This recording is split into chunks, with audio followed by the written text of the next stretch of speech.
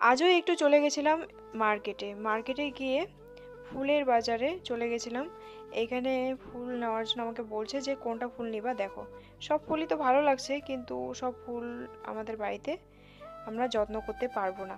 তো তার জন্য গেন্দা ফুলগুলো নেওয়ার জন্য বলছে যে কোনটা ভালো লাগে দেখো। আর এদিকে বলছিল ঝাউ গাছ নেবে নাকি, মানে গেটের সামনে দেওয়ার জন্যে। ছাগল টাগল গরু আছে, ওইসব নষ্ট করে দেবে, আর জন্য নেওয়া হলো না। এদিকে ছেলে বলছে যে জবা ফুলগুলো ওকে ভালো লাগছে, কিন্তু এইসবও টিকবে না, আমি বুঝে গেছি। তা হাতে একটা নিয়েছে ওর বাবা, এটাও ফুলটা সুন্দর লেগেছিল, কিন্তু এটা সবসময় ফুটবে না। ঝামেলায় ঝামেলা সব দিকে। তারপরে এইখানে চলে আসছি কাশিকুল নিতে। আমাকে ভীষণ ভালো লাগে কাশিকুলগুলো দেখে, মনে হচ্ছিল কোনো মিষ্টি টিষ্টি কিছু হবে না।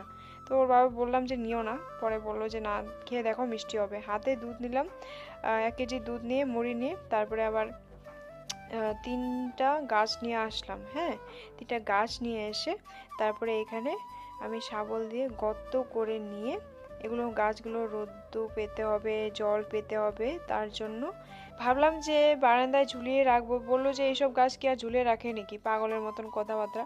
তো বলছে যে ফুলগুলো লাগিয়ে দাও সুন্দর করে। তারপরে এখানে মাটি খুঁড়ে গাছগুলোকে সুন্দর করে লাগিয়ে দিচ্ছে একে একে করে। পরে বিকেলবেলা ছেলে এখানে জল দিতে বসেছে। দেখো গাছের মধ্যে এইভাবে জল দেয়, এইভাবে জল দিচ্ছে। আচ্ছা, তোমাদের কাছে কেমনি লাগলো? রাখছি, টাটা।